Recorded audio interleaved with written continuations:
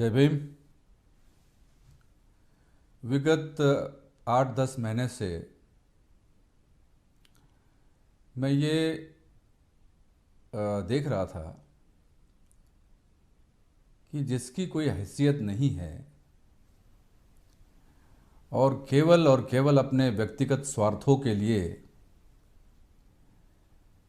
जो social media पे गंदगी फैलाई जा रही थी, मेरे खिलाफ मनगढ़ंत कहानियाँ रच करके मुझे बदनाम करने का जो षड्यंत्र किया जा रहा था, तब भी मैं चुप था। मुझे लगा कि ये तो मेरे बारे में है। लेकिन जब कल एक ऐसा वीडियो यूट्यूब पे, सोशल मीडिया पे आया और उसको देखने के बाद ऐसा लगा कि अब तक ये मेरे खिलाफ था, लेकिन इस वीडियो में जो बातें अरुण शिंदे, मैं रिपीट कर रहा हूँ, अरुण शिंदे जो अपने आप को बड़ा राइटर मानता है, बताता है, बयानबाजी करता है, इस अरुण शिंदे ने सारी हदें, शिष्टाचार की सारी हदें, व्यक्तिगत आचरण की सारी हदें और बाबा साहब अम्बेडकर का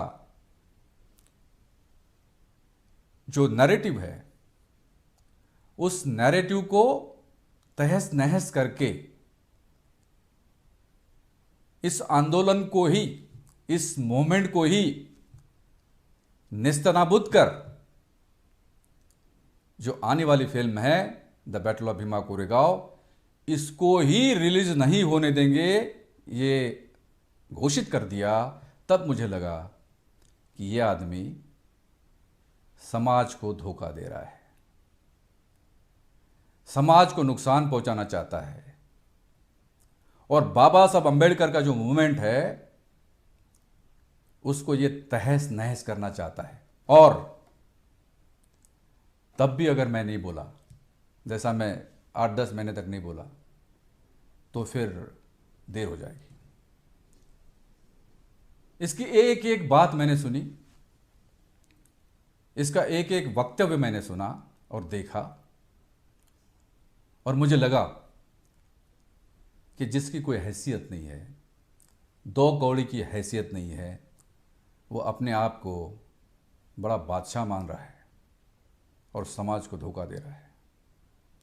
अब मैं आपके सामने इसलिए आया हूं, मेरा इसमें व्यक्तिगत मेरे बारे में क्या कहा गया सोशल मीडिया पे इस ब्लैकमेलर गैंग के द्वारा, gang led by Arun Shinde,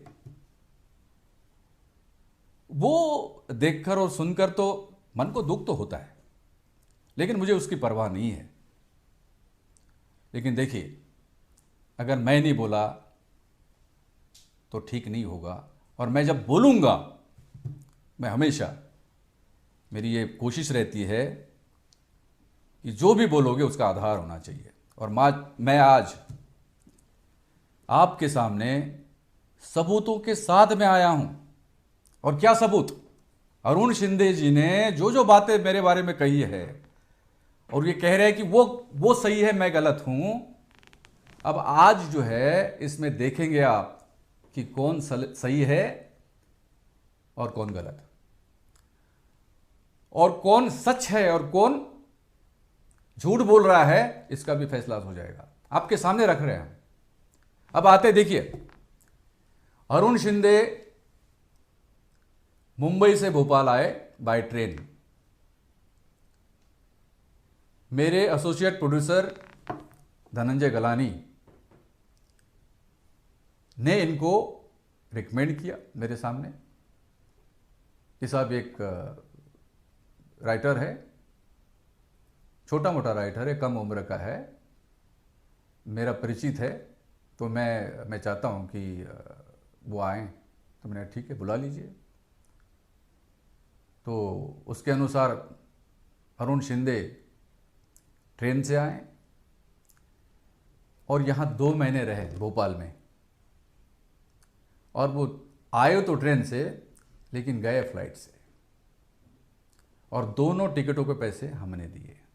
देखिए, पहले आए ट्रेन से लेकिन गए फ्लाइट से।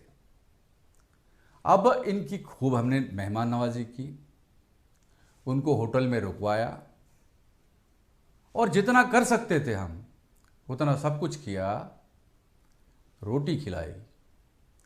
अरे अरुण शिंदे जी, कम से कम तुमने रोटी जो हमने खिलाई उसका लिहाज तो किया होता यार।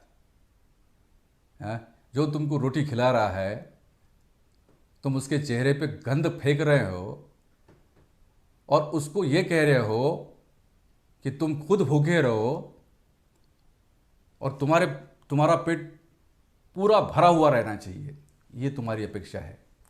मैं तुम्हें आज बेनकाब कर रहा हूं इस समाज के सामने, आंबेडकरवादी लोगों के सामने बेनकाब कर रहा हूं। Just listen to me and mind you,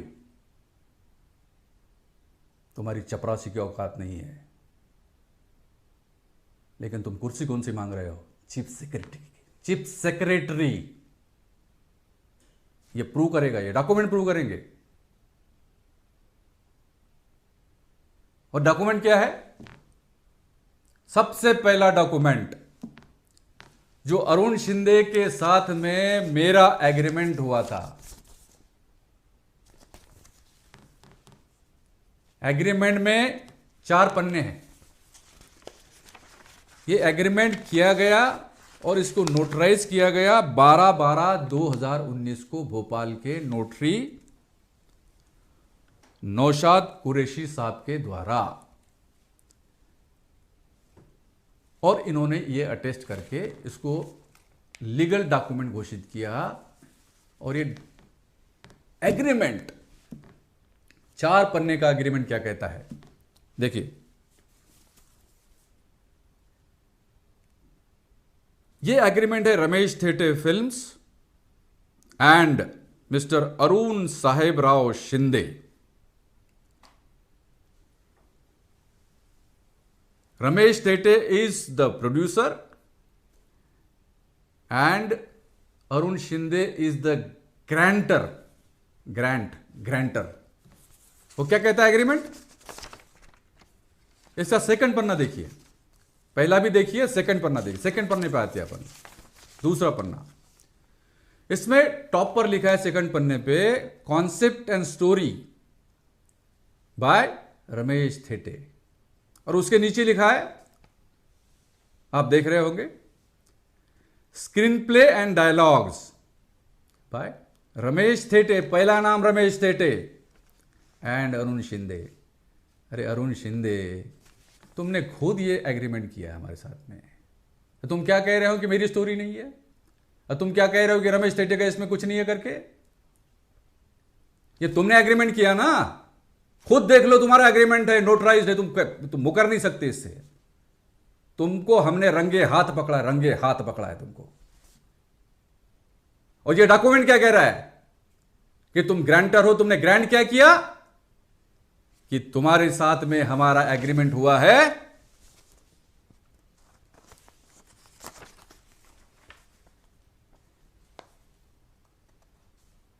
the grantor. देखिए मैं पढ़ रहा हूं, ये लाइन पढ़ना जरूरी है। The grantor grants to the producer exclusive licence for the use of his screenplay and dialogues hereinafter called content in the said film or TV series, web series, any other entertainment product। इसका मतलब क्या हुआ? इसका मतलब यह है कि आपका स्क्रीन प्ले और डायलॉग जो भी आप लिखोगे वो आपने ग्रांट किया। इसमें यह नहीं लिखा कि आप 2 सीन लिखोगे, 3 सीन लिखोगे या 4 सीन लिखोगे, या पूरी स्क्रिप्ट लिखोगे। इसमें सब कुछ है। और इस काम के लिए आपको कंपनी क्या मेहनताना देगी, इसकी फीस क्या होगी? आइए आप पेज नंबर 3 पर। पेज नंबर 3 में पेमेंट ऑफ लाइसेंस फीस दी गई है। अब मैं पढ़ के दिखा रहा हूं, आप सुन लीजिए। आप the producer will pay to the grantor non refundable advance licence fees a full, I repeat, a full and final amount of rupees 50,000, excluding GST, less TDS, for purchase of rights on outright basis for perpetual period on signing of this agreement. ये लिखा है इसमें। और fees क्या थी साहब? 50,000। अब जो है, आप आइए, दूसरा डॉक्यूमेंट में दिखा रहा हूं। अच्छा, इसका एक आखिरी दिखा रहा है, आखिरी भी पन्ना देख लीजिए। इसमें साइन की गई है मेरे द्वारा फॉर रमेश थेटे फिल्म्स, और अरुण शिंदे ने जहां नाम लिखा है ग्रांटर करके, अरुण साहेबराव शिंदे। अब दोनों के सिग्नेचर देखिए। ऊपर मेरा सिग्नेचर है रमेश थेटे का, और नीचे अरुण साहेबराव शिंदे, जिसमें AS शिंदे आपको क्लियरली दिखाई दे रहा है। और विटनेस कौन है? धनंजय गलानी और एक हर्षद माहेश्वरी। 2 विटनेसेस है, और ये दोनों के बीच में एग्रीमेंट ये नोटराइज हुआ है। ये है इसका लीगल, ये है। अब मैं एक दूसरा एक डॉक्यूमेंट आपको दिखाना चाहता हूं, वो है बैंक स्टेटमेंट। 12/12/2019 को जब ये एग्रीमेंट हुआ, उसके तत्काल बाद देखिए एग्रीमेंट क्या हुआ, 50,000। ये 2 सीन लिखेंगे तो भी 50,000, 4 लिखेंगे तो भी 50,000, पूरी स्क्रिप्ट लिखेंगे तो भी 50,000, यह तय हुआ था। लेकिन हमने उनके खाते में, जो उन्होंने हमको बोला था, 12/12/2019 को 1 लाख रुपए, 45,000 और TDS के 5,000 ऐसे इनके खाते में हमने डाले, ट्रांसफर हुए। ये उसका रिकॉर्ड है, ये उसका रिकॉर्ड है। और इसमें ये 12/12/2019 की बात है। उसके बाद 31/1/2020 को HDFC बैंक के माध्यम से फिर इनको 50,000 रुपए का पेमेंट किया गया, उनका डायरेक्ट अकाउंट में गया है। मतलब क्या हुआ? एग्रीमेंट कितने का हुआ था? 50,000। हमने इनको पेमेंट कितना दिया? 1,50,000, यानी कि 3 गुना पैसा दिया हमने। और मैं दूसरी बात बता रहा हूं, ये तो हो गया उनके खाते के माध्यम से उनको मिला पैसा। ये जब हमारे सामने गिड़गिड़ाने लगे और ये कहने लगे हमारे एसोसिएट प्रोड्यूसर को, धनंजय गलानी को, कि साहब मुझे पैसा बढ़ा के दो, मैंने सोचा चलो हमारे समाज का लड़का है, समाज का लड़का है, ये नया राइटर है, इसको मेरे को सपोर्ट करना चाहिए। गिड़गिड़ाने लगा, बच्चे के जैसा गिड़गिड़ाने लगा।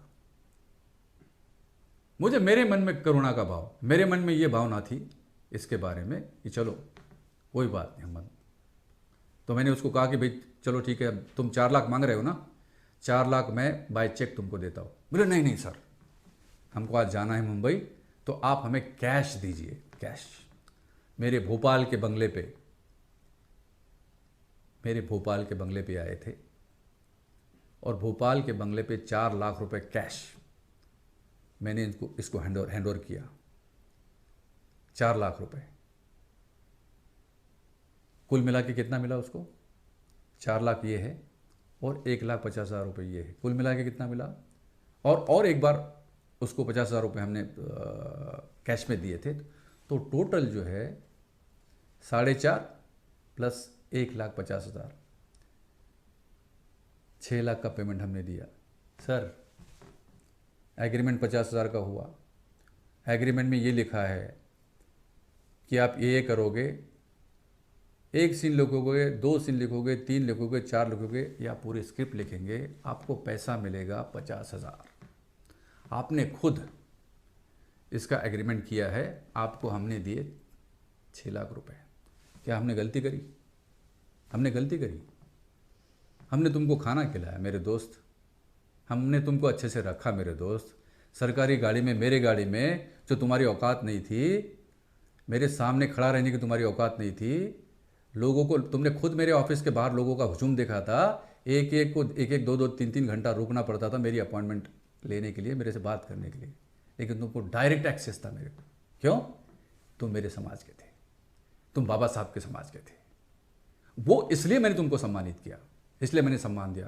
तुमको लेने के लिए गाड़ी आती थी, सरकारी गाड़ी जिसमें कमिश्नर लिखा होता था सामने, उस गाड़ी में तुमको मैंने घुमाया। भाई आप कहोगे कि मुझे 4 लाख रुपए, मतलब 4 लाख और 50,000 कैश जो मिला दिया हमने, आप बोलोगे हमको नहीं मिला। देखो आप मुकर सकते हैं, आपके रिक्वेस्ट पे मैंने हमारे बैंक अकाउंट से निकाल करके, कैश निकाल करके आपको दिया। आप मुकर सकते हैं, लेकिन हम नहीं मुकरे। हमने अपने इनकम टैक्स रिटर्न में इस बात का उल्लेख किया है और उसमें यह लिखा है कि आपको 4 लाख का भुगतान हमारे द्वारा किया गया है। अब देखो लीगल पोजीशन क्या बनती है साहब, आपने जो एग्रीमेंट किया उससे ज़्यादा आपको पैसा दिया गया। अब आप क्या कह रहे हो कि नहीं, मेरे को इससे ज़्यादा पैसा चाहिए। मतलब तुम इतने लालची हो गए, तुम्हारे साथ पहले एग्रीमेंट हुआ 50,000 का, तुम मांगते मांगते मांगते गए, हम देते रहे देते रहे देते रहे कि चलो अपना आदमी है, और अब तुम, मतलब तुमको उंगली पकड़ने को दिया हमने और तुमने हमारा गिरेबानी पकड़ लिया, और तुम ये कह रहे हो कि मैं तो इतना बड़ा राइटर हूं और मेरे को 36 लाख रुपए चाहिए। और सुनो शिंदे जी, तुम्हारी हैसियत ना तुमने पहले ही एग्रीमेंट में दिखा दी थी। तुमने एग्रीमेंट किया था 50,000 का, तुम्हारी हैसियत 50,000 की है। अगर तुम्हारी हैसियत 50,000 की नहीं थी तो तुमने एग्रीमेंट किया क्यों? 36 लाख रुपए मांग रहे हो? कोई मोगलाई है क्या? लूटना है क्या? ब्लैकमेलर, एक नंबर के ब्लैकमेलर हो तुम। तुमने गैंग बनाई है, गैंग। लेकिन सुन लेना, एक फूटी कौड़ी नहीं दूंगा, फूटी कौड़ी तो देख लेना, इसको देख लेना। फूटी कौड़ी नहीं मिलेगी शिंदे, उल्टा तुमको जेल की हवा खिला देंगे हम। रुक तो तू, जेल की हवा खिला देंगे। अब आगे आते हैं, हो गया। ये मैं ऐसा क्यों कह रहा हूं कि तुमको जेल की हवा खिला देंगे? और तुमने कहा कि थेटे तुम 3,000 गरीब किसानों के भरोसे पे, उन पैसे पे तुम 7 स्टार होटल में रहते हो, ये तुमने बोला है। और तुमने बोला है कि ये नहीं, ये 3,000 है ही नहीं, मैं झूठ बोल रहा हूँ। ये देख लीजिए, ये किताब देख लीजिए, और इसमें इनके फ़ोटो देख लीजिए, और ऊपर जो है ये देखिए, the battle of Bhima Koregaon. ये पूरी 3,000 लोगों की ये किताब है, ये किताब 3,000 लोगों की। और ये 3,000 लोगों ने हमको क्या कहा अभी? क्या कहा कि सर इतना अपमान आप कैसे बर्दाश्त कर रहे हो? आपने अच्छे अच्छे को पानी पिलाया मध्य प्रदेश में, आपने किसी को छोड़ा नहीं, जिसने अत्याचार किया उसको आपने उल्टा लटका दिया और सबक सिखाया। और ये अरुण शिंदे जैसे टुच्चे आदमी को, उससे डर रहे हो आप? नहीं नहीं सर, ये ठीक नहीं है, आप तो इसके खिलाफ में कार्रवाई करो। भाई तुम लिस्ट मांग रहे हो ना, अरुण शिंदे तुम लिस्ट मांग रहे हो ना, तुमको अधिकार नहीं लिस्ट मांगने का, लेकिन तुम तो लिस्ट मांग रहे हो। मैं तो फिल्म में इन 3,000 लोगों के नाम, 3,000 लोगों के नाम, पते और मोबाइल नंबर के साथ में उनके नाम आएंगे फिल्म में, because they are the actual producers. मैं तो निमित्त हूं। 3,000 लोग यदि किसी व्यक्ति पे विश्वास करते तो उसका मतलब है। और इसलिए मैं कह रहा हूं, अपना मुंह अगर अभी बंद नहीं किया ना तो देख लेना इसका मतलब क्या होगा। और तुम बोल रहे हो ना ये 3,000 लोग क्या है? मैं तो तुम्हें चैलेंज कर रहा हूँ, इन 3,000 लोगों के पास जाके उनसे मिल के आना फिल्म के रिलीज़ होने के बाद में। अभी तुम्हारा चेहरा जो है ना, जैसा चेहरा है तुम्हारा, जब इनके पास जाओगे ना, इसकी गारंटी मैं नहीं लेता कि तुम्हारे चेहरे का रंग क्या होगा और तुम्हारे साथ में ये लोग 3,000 लोग जो है क्या बर्ताव करेंगे, क्योंकि ज़बरदस्त गुस्सा है। क्यों? क्योंकि तुम आम्बेडकरवादी आंदोलन को क्षति पहुंचा रहे हो। अरे बड़े अंतराल के बाद किसी ने हिम्मत की भाई, एक आईएएस ऑफिसर को रिटायरमेंट के बाद में, हमारे समाज के आईएएस ऑफिसर कई है, वो तो अपने परिवार के साथ में कोई अमेरिका जाता है, कोई इंग्लैंड जाता है, ऐश करता है। अब मैं क्या कर रहा हूं? रात दिन मेहनत करके बाबा साहब का जो नैरेटिव है, बाबा साहब का जो विचार है, बाबा साहब की जो विचारधारा है, उसको जन जन तक पहुंचाने के लिए। और क्या? क्योंकि बाबा साहब ने कहा था, जो लोग अपना इतिहास नहीं जानते वो कभी इतिहास नहीं बना सकते। इसके लिए भी ये मेहनत कर रहा हूं मैं। और ये 3,000 लोगों की तौहीन की है तुमने। जिन लोगों ने इस फिल्म को बनाने में अपना योगदान दिया है, उनकी तौहीन कर रहे हो तुम। क्यों? कि तुमको नोट चाहिए, हराम का पैसा चाहिए तुमको, हराम का पैसा। क्योंकि 6 लाख जो 50,000 के ऊपर हमने दिया वो भी, और इसके ऊपर ये जो पैसा मांग रहे हो, ये हराम का पैसा है। और तुमको हराम का पैसा एक फूटी कौड़ी नहीं मिलने देंगे, एक फूटी कौड़ी नहीं मिलने देंगे। अब देखिए, अब हम केवल ऐसी बात नहीं करते। हमने जब इस फिल्म को बनाने का निर्णय किया तो सबसे पहले हमारे मन में विचार आया कि वीर सिद्धनाग, जिन्होंने समाज की नाक ऊंची की, गर्दन ऊंची की और पेशवाई के साथ में वो लड़े, उनके जो वंशज है आज के तारीख में, सुभाष इनामदार जी और उनके भाई लोग और पूरी फैमिली इनकी, इनामदार फैमिली, उनसे हमने संपर्क किया। उनको हमने सेट पे बुलाया कि साहब आप खुद देख लीजिए कि हम किस प्रकार की फिल्म बना रहे हैं। वो जो मैं डायरेक्शन कर रहा था ना, शिंदे तुम बोल रहे हो ना तुमको कुछ नहीं आता, ये इन लोगों ने देखा है ना। तुम बोल रहे हो ना कि तुमको कुछ नहीं आता, मैं उस पर आ रहा हूँ, पहले इसको दिखा दूँ। अब ये देख लीजिए, इन्होंने हमको नो ऑब्जेक्शन सर्टिफिकेट दिया है। और आप देखेंगे फर्स्ट पेज पे लिखा है, we the undersigned here by state that we do not have objection to the production of a feature film titled as the battle of Bhima Koregaon under the banner of Ramesh Thete films. ये देखिए साहब, ये इनके photos है, इनके सिग्नेचर्स है, और ये जो है नोटराइज हुआ है। दीपाली आर शिंदे मैडम है, इन्होंने इसको नोटराइज किया है। इन्होंने बोला है कि आप जो है अगर फिल्म बनाते हैं तो हमें कोई ऑब्जेक्शन नहीं। मतलब क्या है? लीगली इस फिल्म को बनाने का हमें पूरा अधिकार हमने प्राप्त किया और ये फिल्म बनाने की कार्रवाई हमने की। अब जो है, तुम जब मेरे पास आए थे तो तुम मेरे पास समय समय पर डिस्कस करने के लिए आते थे। मैंने क्या कहा था आप लोगों को? क्या कहा था मैंने ये कहा था कि सुबोध नागदेवी जी ने पहली स्क्रिप्ट लिखी है, वो हमें पसंद नहीं आई। उनकी भी स्क्रिप्ट हमने जो आउटराइट परचेस की, मतलब पूरा अधिकार हमारा है। हम अगर उनका नाम भी नहीं देते हैं ना तो वो भी हम लीगली करेक्ट है, क्योंकि हमने खरीदा है उसको। वैसे भी तुम्हारी भी स्क्रिप्ट मैंने खरीदी, आउटराइट परचेस किया, तुम्हारा नाम भी देना कोई जरूरी नहीं है। अब मैं आता हूं स्क्रिप्ट को बनाने की प्रक्रिया पर। क्या होता था, स्क्रिप्ट कोई भी बनती है ना, चाहे मेरी हो, मेरी फिल्म की हो या कोई अन्य फिल्म की भी हो, एक प्रक्रिया होती है, उसमें डिस्कशंस होते हैं, मीटिंग्स होती हैं, और उसमें तय किया जाता है कि क्या रखना है क्या नहीं रखना है और किस तरह का वो उसमें नैरेटिव होगा।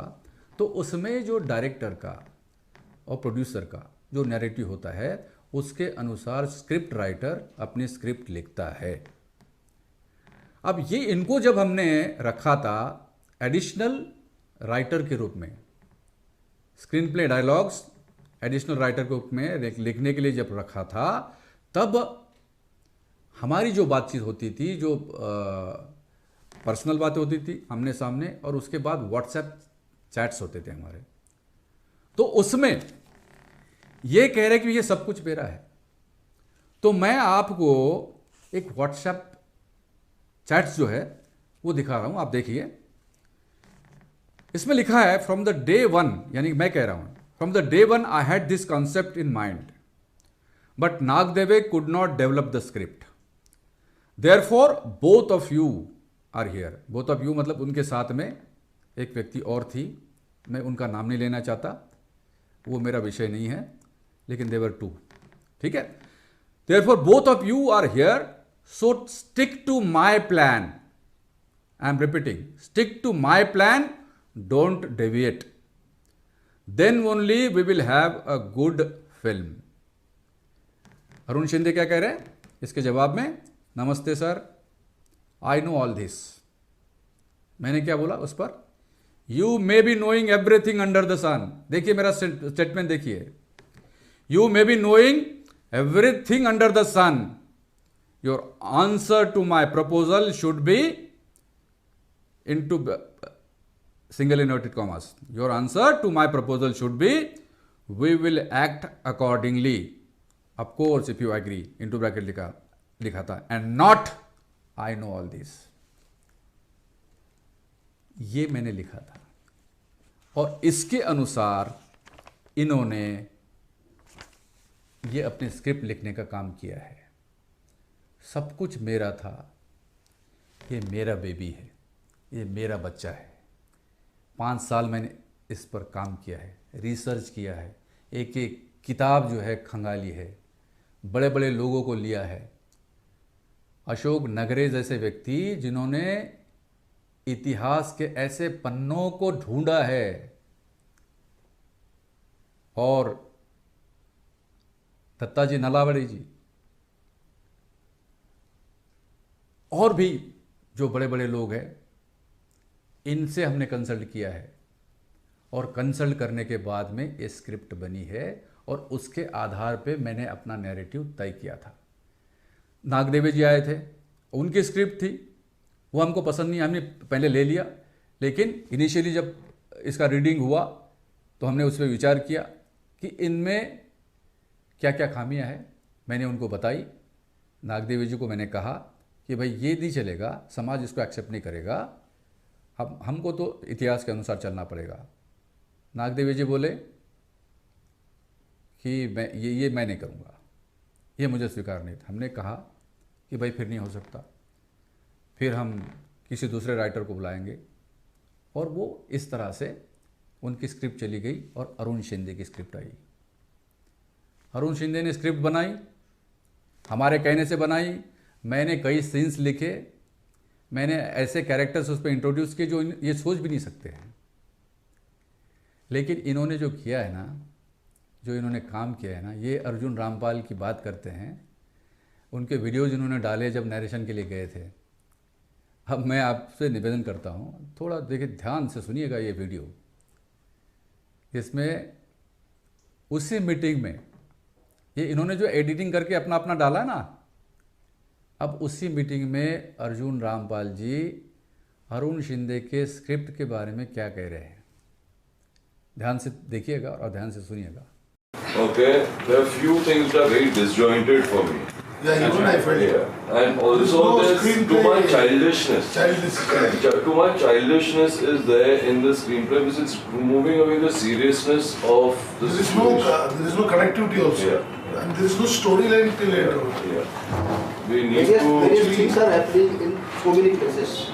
I think also see the comedy in one place is okay, but a big war like the Nizam's war, to say that they won it in such a comic character is not going to be digested by the audience. That is what I had suggested this. There has to be emotion. Sidharth should not be a comic character. You know, thoda sa ho gaya hai. हाँ. See, like even for me, like when I'm saying, वो क्या कह रहे हैं? The script is childish. ये childish लगती है, मतलब बचकानी लगती है।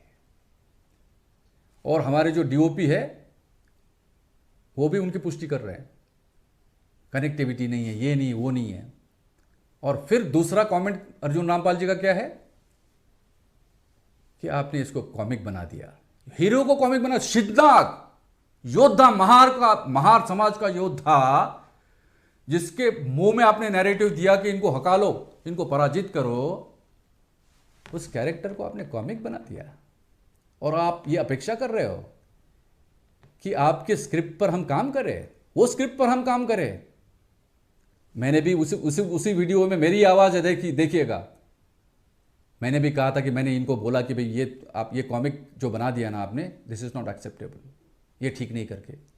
तो फिल्म का मेन हीरो जिसको अनुभव है, इतना बड़ा अनुभव है, वो व्यक्ति कह रहा है ये बचकाना है, चाइल्डिश है, और ये कॉमिक बनाना मतलब लोग हंसेंगे, ये भी कमेंट है उनका।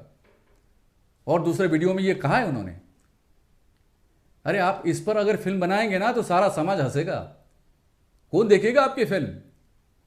इसलिए हमने अरुण शिंदे को कहा कि इसमें आप चेंजेस करो, लेकिन ये तैयार नहीं हुए, ये झगड़े पे उतारू है।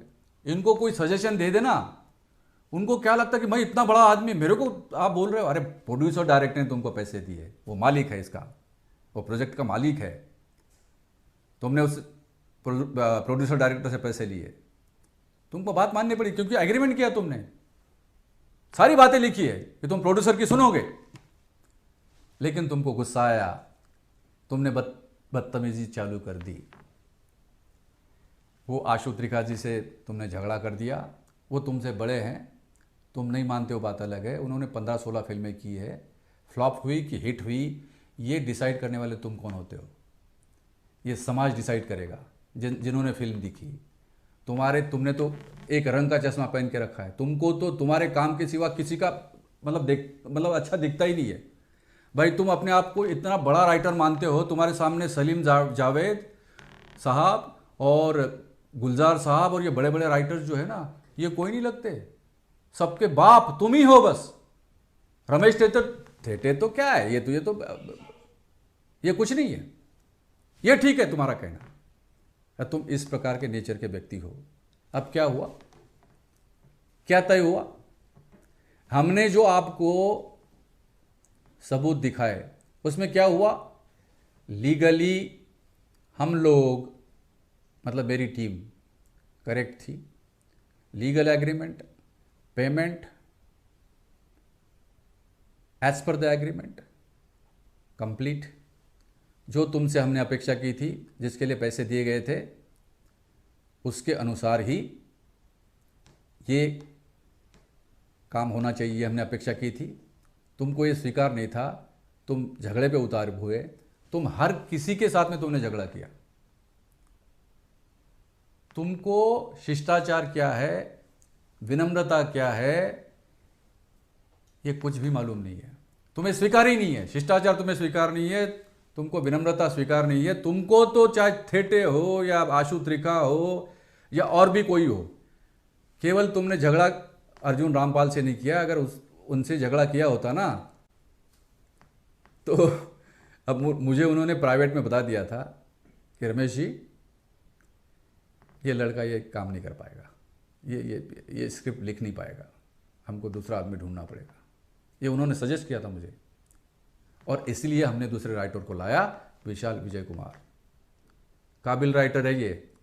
अब देखना अरुण शिंदे, तुमने जो स्क्रिप्ट लिखी है ना, बहुत कम पोर्शन उसका हमने फिल्म में लिया है, लेकिन मुश्किल से 2-4 सीन इसी प्रकार का 10%, अराउंड 10% इतना लिया होगा। लेकिन अभी हमारे 3000 लोग क्या कह रहे हैं कि साहब इन्होंने जो लिखा है वो भी हटा दो, आप दूसरे सीन्स लिखो, और इसका तो नाम ही नहीं होना चाहिए फिल्म में।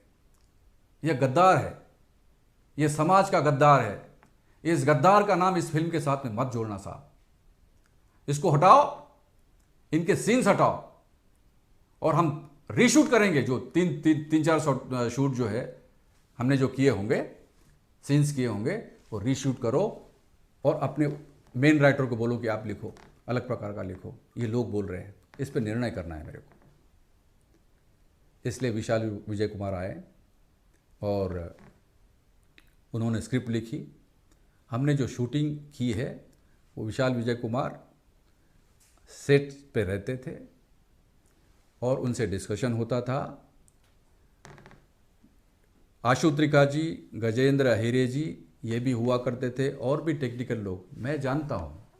देखिए, एक 10-12 महीने पहले का रमेश टेटे और आज के रमेश टेटे के टेक्निकल नॉलेज में ज़मीन आसमान का अंतर है। मेरा विजन था, मुझे मालूम था पिक्चर ऐसा बनना चाहिए, लेकिन टेक्निकल बातें जो होती है तुमको भी नहीं आती है। बड़े बड़े डायरेक्टरों को टेक्निकल बातें जितनी अपने डीओपी को मालूम होती है ना, उतनी डायरेक्टर को मालूम नहीं होती है। हाँ, तुम एंगल की बात कर रहे हो कि रमेश टेटे को बोलो कि तुमने क्या एंगल लगाया यहां पे। अरे अकल है क्या तुमको? क्या तुम 10वीं पास आदमी, तुम मुझे सिखा रहे हो? तुमने खुद बोला था तुम 10वीं पास आदमी, 10th पास। और किसको चैलेंज कर रहे हो तुम? उस आदमी को चैलेंज कर रहे हैं जो इंग्लिश लिटरेचर में पोस्ट ग्रेजुएट है। मैं इंग्लिश लिटरेचर का पोस्ट ग्रेजुएट हूं और आईएएस की एग्जाम में all India 7th rank in my category. तुम उसको चैलेंज कर रहे हो? अरे जरा सोचो किस लेवल पे तुम उतर आए हो। हमको बोल रहे हो कि हम गलत है और तुम अकेले सही हो।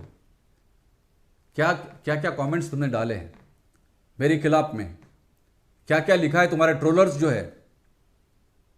मैं ट्रोलर्स पे मेरा गुस्सा नहीं है। तुमने भावनात्मक बात की और ट्रोलर्स को लगा कि तुम्हारे साथ में अन्याय किया रमेश टेटे ने। आज मैंने सबूत दिखाए।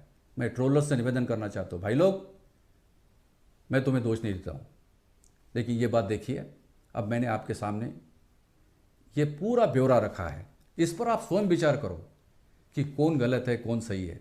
और मैं एक बात और बताना चाहता हूं, अगर ये कुछ भी इसमें का गलत निकला ना, मैं चैलेंज के साथ में कह रहा हूं, कुछ भी गलत निकला ना, आप पूरी इंक्वायरी करो तो मुझे नागपुर की दीक्षा भूमि पे अंबेडकरवादी लोग जूतों से मार मार मार मार के मुझे खत्म कर दे, मुझे फांसी पे लटका दे। मैं स्वीकार कर रहा हूं, कर दो ये अगर मैं गलत निकला तो। लेकिन मुझे मालूम है कानून क्या है, मैं जानता हूं। कानून के हिसाब से मैंने पूरी कार्रवाई की है।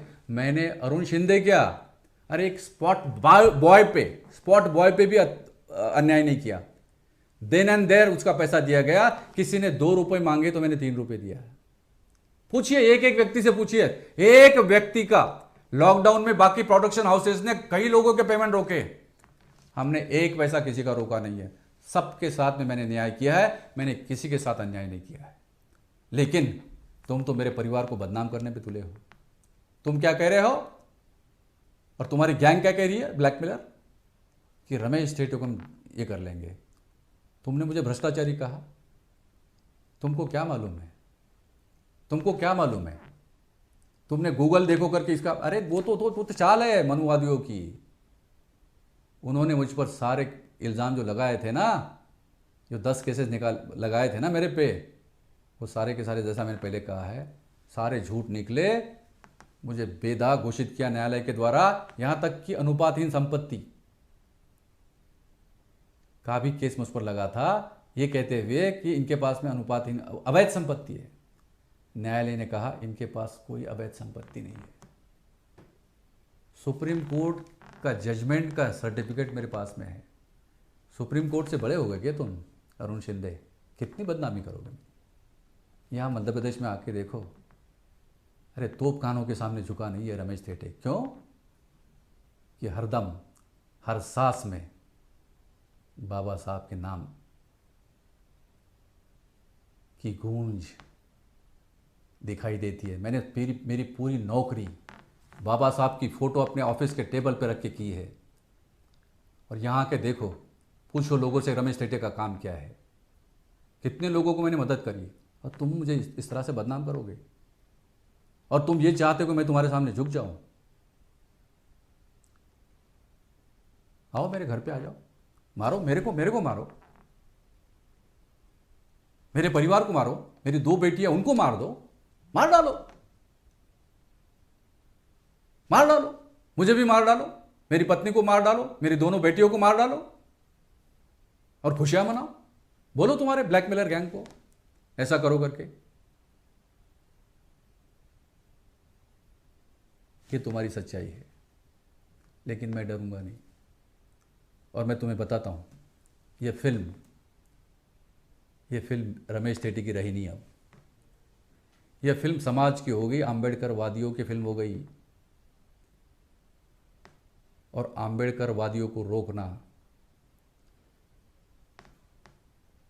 किसी माई के लाल में ताकत नहीं है। अरे अरुण शिंदे, तू क्या है बे? क्या ताकत है तेरी? तू आम्बेडकर वादी को रोकेगा? हैं? तेरे को क्या सबक सिखाएंगे आम्बेडकर वादी? तुमको अभी पता चलेगा इस वीडियो के बाद में क्या छीतू होगी तुम्हारी, तुम देखना। और समाज के लोग तुमको क्या बोलेंगे देखना। अभी तक तो बड़े खुशियां मना रहे थे कि रमेश थेटे को हमने बदनाम कर दिया, ये कर दिया, वो कर दिया, इसकी छवि खराब कर दी, अब ये खड़ा नहीं होगा। मैं फिनिक्स हूँ, फिनिक्स। तुमको अंग्रेजी आती है क्या? 10वीं पास तुम अंग्रेजी आती है क्या? लेकिन मैं अंग्रेजी में बोलता हूँ, the Phoenix rises from the ashes. जो राख होती है ना, जिस आदमी को राख जलाकर राख किया जाता है, उस राख से जो निकलता है उसका नाम है फिनिक्स। बाबा साहब का फिनिक्स रमेश थेटे। अबे उसको क्या मारोगे बे तुम? तुम्हारी औकात है क्या?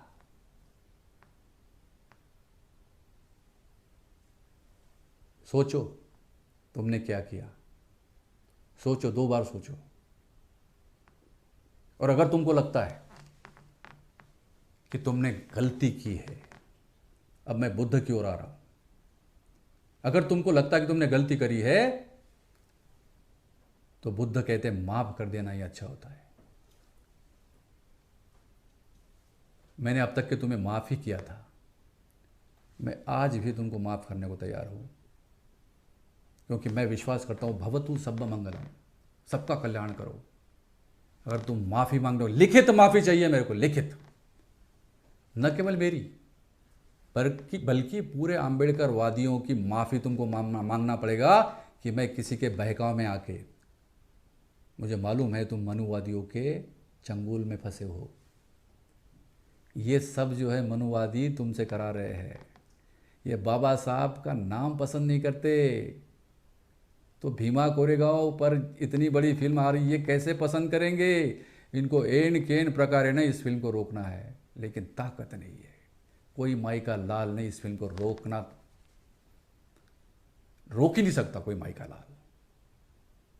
और जैसा मैंने कहा, अब ये मेरी फिल्म नहीं है, ये समाज की फिल्म है। और इसलिए मैं समाज के लोगों से मैं हाथ जोड़ के निवेदन करना चाहता हूं,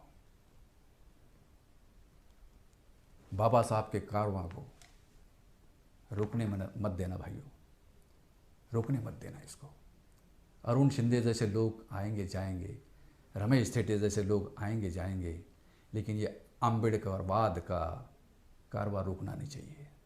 क्योंकि बाबा साहब ने कहा था, ये रथ मैंने यहाँ तक के लाया है। अगर आपसे ये ना हो कि आप उसको आगे ले जाओ, तो कम से कम इसको पीछे मत धकेलना। ये बाबा साहब ने कहा था, वो मेरा निवेदन है। मैं हाथ जोड़ के निवेदन कर रहा हूँ, मैंने कोई गलती नहीं करी। मेरे मन में जो एजेंडा है वही है अंदर, और वही बाहर है। मुझे बाबा साहब के नाम से पैसा कमाने की ज़रूरत नहीं है। मैं 3 लाख रुपए मिलते थे मेरे को नौकरी में, 3 लाख रुपए पगार मिलती थी मेरे को। अरे मैं 7 स्टार होटल में क्यों नहीं रह सकता भाई? मैंने अपने परिवार की नहीं सोची। आप देख लीजिए, मैंने अपना खुद का कंफर्ट नहीं देखा। मेरे मन में केवल और केवल बाबा साहब का मूवमेंट दिखता है, और मैं इसी मूवमेंट के अनुसार जो कर रहा हूँ। और ये भीमा कोरेगांव का प्रोजेक्ट तो है ही है, आने वाले जो प्रोजेक्ट है ना वो देखेंगे ना, आपके आंखों में आंसू आ जाएंगे। अरे बाबा साहब ने अपने अपने परिवार की कुर्बानी दी ना, अरे हम ही लोगों के लिए दी है। रमाई क्या करती थी? हाँ, अरे अरुण शिंदे ज़रा शर्म कर भाई। अरे सोच जरा, तू कहाँ जा रहा है, किसके चंगुल में फंसा है? मैं तेरे को माफ़ करने के लिए तैयार हूँ। अगर तू माफ़ी मांगेगा तो जैसा मैंने निवेदन किया अभी इसके पहले, मैं तेरा नाम देने को भी तैयार हूँ। मैंने एग्री किया था, राइटर्स एसोसिएशन में एग्री किया था। राइटर्स एसोसिएशन ने भी ये नहीं कहा था कि इनको पैसे ज़्यादा दो, ये कहा ही नहीं, क्योंकि वो बंदे हैं, उनके पास एग्रीमेंट है। एग्रीमेंट के अनुसार तेरे को पैसे मिले हैं, लालच में मत आ। अगर तू ये चाहता है कि तेरे साथ में जो कुछ भी हुआ है वो ख़त्म हो जाए और ये नई ज़िंदगी तू शुरू करना चाहता है, अगर तुझे लगता है तो तू नई ज़िंदगी शुरू कर मेरे भाई। मैं तेरे को सपोर्ट करने के लिए तैयार हूँ। मैं पूरा भूल जाऊँगा तूने मेरी क्या बदनामी की, मुझे क्या क्षति पहुँचाई, मुझे कुछ नहीं लेना देना इससे। लेकिन ये जो है बाबा साहब का मूवमेंट यहाँ पे रुकना नहीं चाहिए। अगर तुम्हारी इच्छा है तो तुम्हारी मर्जी, मुझे कुछ नहीं कहना है। लेकिन एक बात केवल और कहना चाहता हूँ और मैं समाप्त करूँगा। ये मत सोचना कि तुम इतने बड़े हो गए हो। तुमने इसके पहले क्या किया था, ये मैं तुम्हारा पहला शिकार नहीं हूँ। तुमने इसके पहले भी ऐसे काम किए हैं। साजिद नाडियाड वाला, हाउसफुल 2, जो तुमने खुद बताया था मेरे को कि तुमने ये कहा था कि ये हमारी कहानी है करके, तुमने केस लगाया था नाडियाड वाला के खिलाफ में, साजिद नाडियाड वाला, हाई कोर्ट में। क्या हुआ? तुम केस हार गए, कोर्ट ने केस खारिज कर दिया। वही चीज़ तुम मेरे साथ करना चाह रहे थे, लेकिन मैंने तुमको यहीं हरा दिया। अगर तुम नहीं मानोगे ना, मैंने जो अभी कहा, माफ़ी नहीं मांगोगे ना, जाओ तुम कोर्ट, वहाँ पे ऐसा तमाचा पड़ेगा तुम्हारे चेहरे पे कि तुम कभी कभी भूल नहीं पाओगे। ये समाज आम्बेडकरवादी समाज, तब तो बात साजिद नाडियाड वाला की थी, वो आम्बेडकरवादी नहीं थे। अभी आम्बेडकरवादी व्यक्ति के साथ में तुमने ये किया है, समाज तुमको कभी माफ़ नहीं करेगा। और ये इतना बड़ा तमाचा तुम्हारे मुंह पे लगेगा, तुम अब भूल जाओ। अगर तुमने माफ़ी नहीं मांगी तो तुमको इंडस्ट्री में, तुम्हारा इंडस्ट्री के हर प्रोडक्शन हाउस में तुम्हारा नाम गूंज रहा है, तुम किस प्रकार के व्यक्ति हो। तुमको एक पैसे का कोई काम नहीं देगा। तुमने एक गुनाह और किया है शिंदे, हमारी परमिशन के बगैर तुम मुंबई के ऑफिस से हमारा लैपटॉप लेके गए हो। ये चोरी है, 379 अपराध है ये। देख लो कितनी सज़ा है इस अपराध में। अभी तक हम थाने गए नहीं, लेकिन जिस प्रकार से तुम्हारी कार्रवाइयाँ चल रही है ना, झूठी, अरे तुम तो दलदल में फंसे हो अपराधों के। तुम हमको पुलिस स्टेशन का डर मत दिखाओ। तुम खुद चोर हो, तुमने चोरी की है हमारे लैपटॉप की। तुमको कई बार बोला गया कि तुम लेके गए हो हमारे यहां से, वापिस करो। धनंजय गलानी ने तुमको कई बार बोला है, लेकिन तुमने वापिस नहीं किया। तुमने चोरी की है, यह गुनाह है, अपराध है और उसकी सजा है। देख लो, आईपीसी पढ़ना, 379। और इतना ही नहीं, तुम देख लेना, तुमने जिस प्रकार से मानहानि की है मेरी, मेरे परिवार की और ये 3000 किसानों की जो मानहानि की है ना, कितना बड़ा दावा लगेगा, सोचा है कभी? मैं दावा लगाऊंगा, मानहानि का दावा, क्रिमिनल केस भी, क्रिमिनल केस, मानहानि और सिविल केस भी होगा, दोनों लगाएंगे हम। फिर तुमको लगेगा कि तुमने क्या कर लिया, क्या कर दिया तुमने, क्या कांड किया। पछताने के सिवा कुछ नहीं मिलेगा। इस प्रकार के व्यक्ति हो तुम। अब मैं एक आखिरी बात बताना चाहता हूं। अरुण शिंदे ने जो बातें मेरे संबंध में कही है, मेरी बदनामी की है या जो भी कहा है सोशल मीडिया में, मैंने बहुत धैर्य रखा। जब तक कि मुझ तक बात थी तब तक कुछ नहीं किया, लेकिन जब समाज ने मुझे बोला, समाज के लोगों ने बोला, क्योंकि समाज का नुकसान करना चाह रहा था, तब मैंने बोला कि ठीक है, मैं इसका खुलासा कर लेता हूँ। मैंने आज कह दिया, एक एक चीज़ का खुलासा हुआ है और अरुण शिंदे के झूठ का पर्दाफाश हुआ है। ये मेरा पहला वीडियो था और आखिरी वीडियो है इस संबंध में। इसके बाद अगर अरुण शिंदे कुछ भी बोलेगा, सोशल मीडिया पे कुछ भी डालेगा मेरे खिलाफ में, धमकी देगा और या कोई बात होगी, तो मैं सोशल मीडिया पे उसके संबंध में कोई वीडियो नहीं डालूंगा। सीधा जो है हम कार्रवाई करेंगे,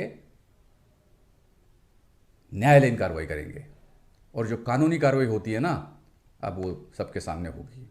मेरी तरफ से इस एपिसोड का ये समापन है। बाकी अरुण शिंदे की मर्जी, उसको क्या चाहिए। जय भीम। बहुजन विचारधारा को घर घर तक पहुंचाने के लिए हमारे YouTube चैनल को सब्सक्राइब करें, लाइक करें, कमेंट करें, शेयर करें और बेल आइकन की घंटी दबाना ना भूलें।